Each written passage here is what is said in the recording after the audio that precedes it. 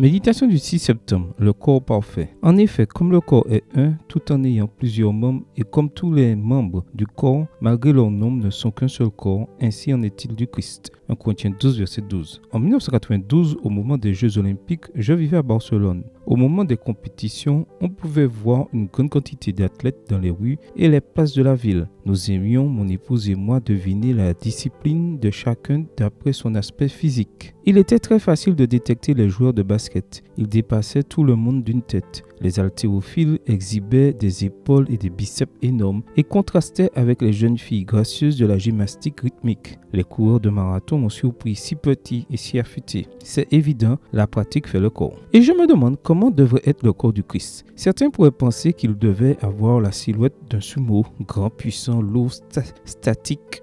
D'autres qu'il devait ressembler à un boxeur capable d'encaisser les coups et d'y répondre, dynamique, hyperactif. D'autres le compareraient aux formes fines de la natation synchronisée, où le groupe est beaucoup plus important que l'individu. Certains même à celle d'un sauteur de trampoline, avec sa capacité à faire des pirouettes pour éveiller les émotions et l'admiration.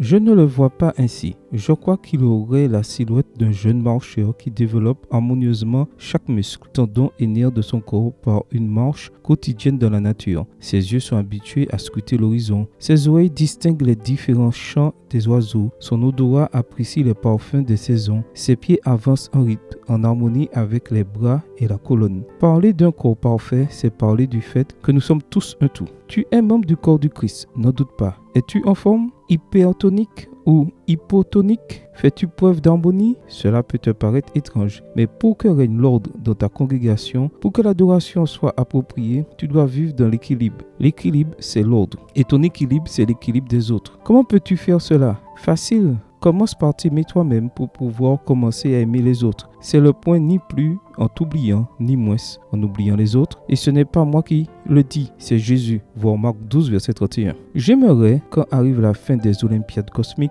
où nous sommes en compétition, que les êtres des autres mondes nous regardent et disent « Voilà un corps parfait, le corps du Christ. » Ce serait bien, n'est-ce pas? Amen. Bonne journée à toi et que le Seigneur te bénisse.